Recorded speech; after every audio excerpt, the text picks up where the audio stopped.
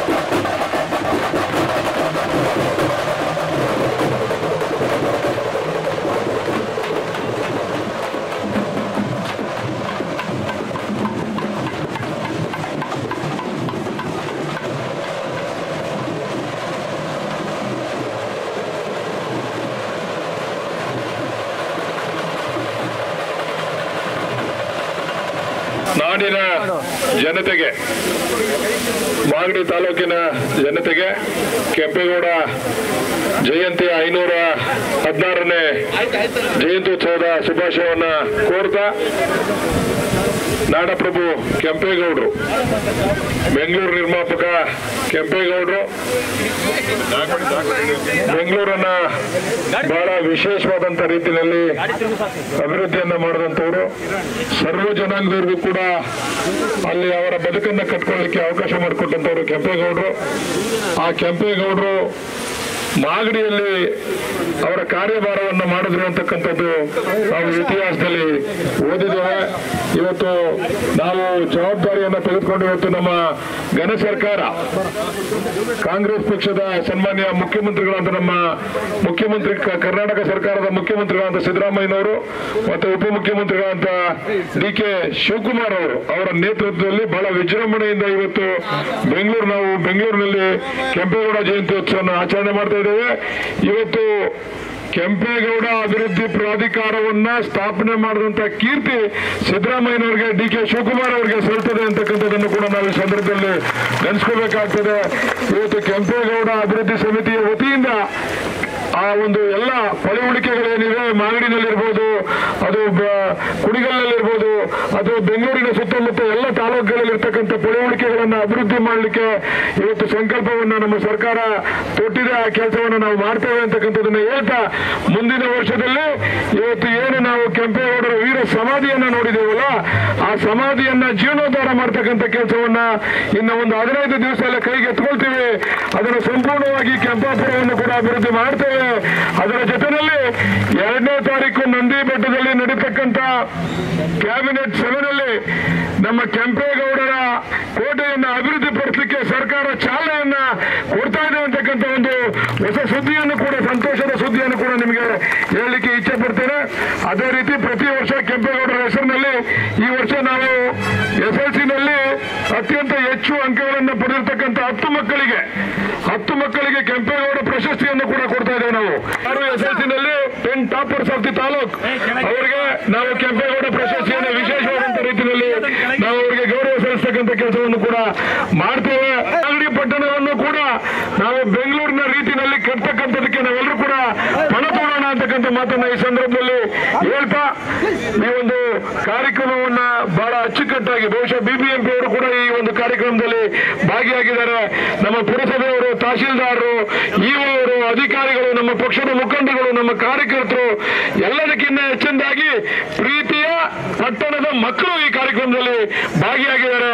ಎಲ್ರಿಗೂ ಕೂಡ ನಾನು ಈ ಸಂದರ್ಭದಲ್ಲಿ ಅಭಿನಂದನೆಗಳನ್ನ ತಿಳಿಸ್ತಾ, ಇನ್ನು ಪ್ರತಿ ವರ್ಷ ಕೂಡ ವಿಶೇಷವಾದಂತ ರೀತಿಯಲ್ಲಿ ನಾವು ಈ ಕೆಂಪೇಗೌಡ ಜಯಂತ್ಯೋತ್ಸವನ್ನ ಆಚರಣೆ ಮಾಡ್ಕೊಂಡು ಹೋಗೋಣ ಅಂತಕ್ಕಂಥದ್ದನ್ನ ಈ ಸಂದರ್ಭದಲ್ಲಿ ಹೇಳ್ತಾ, ಈಗ ಕೆಂಪೇಗೌಡ ಪ್ರಶಸ್ತಿಗೆ ಭಾಜನರಾಗಿರ್ತಕ್ಕಂಥ 10 ಮಕ್ಕಳಿಗೂ ಕೂಡ ಸನ್ಮಾನ ಮಾಡ್ತಕ್ಕಂಥ ಕೆಲಸವನ್ನ ನಾವು ಮಾಡ್ತೇವೆ. ತಾಲೂಕು ಆಡಳಿತ ವತಿಯಿಂದ ನಾವು ಸನ್ಮಾನವನ್ನ ಮಾಡ್ತೇವೆ ಅಂತಕ್ಕಂಥದ್ದನ್ನು ಹೇಳಿ, ಮತ್ತೊಮ್ಮೆ ಕೆಂಪೇಗೌಡರ 516ನೇ ಜಯಂತ್ಯೋತ್ಸವದ ಶುಭಾಶಯವನ್ನ ನಾಡಿನ ಜನಕ್ಕೆ ಎಲ್ರಿಗೂ ಕೂಡ ಸಮರ್ಪಣೆಯನ್ನ ಮಾಡ್ತಾ ನನ್ನ ಮಾತನ್ನು ಮುಗಿಸ್ತೇನೆ. ನಮಸ್ಕಾರ.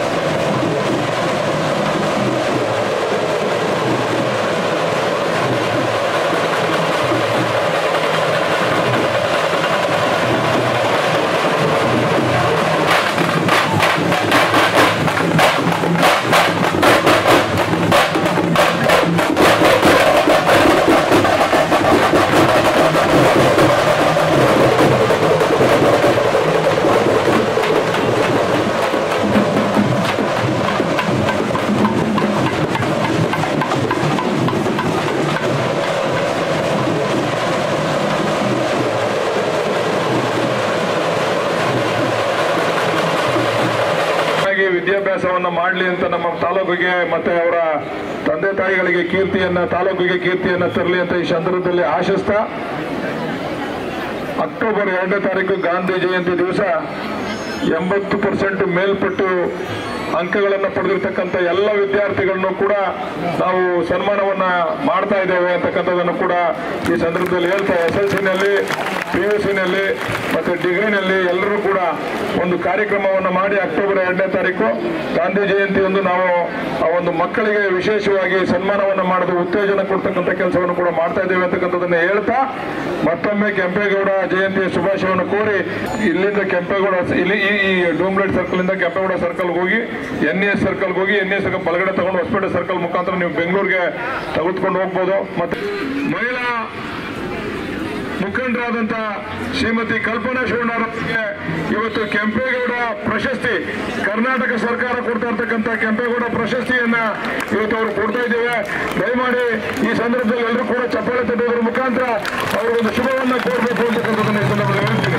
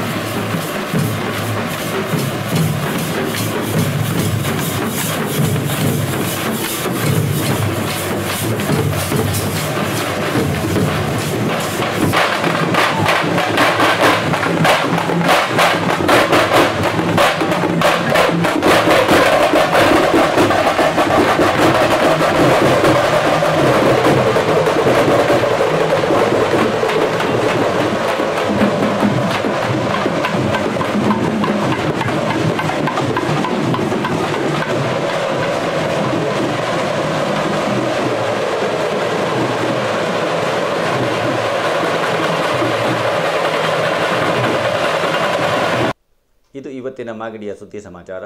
ನಿರಂತರ ಸುದ್ದಿ ಸಮಾಚಾರಕ್ಕೆ ವೀಕ್ಷಿಸಿ ನಿಮ್ಮ GTV ನ್ಯೂಸ್ ಕನ್ನಡವನ್ನು. ವಂದನೆಗಳು.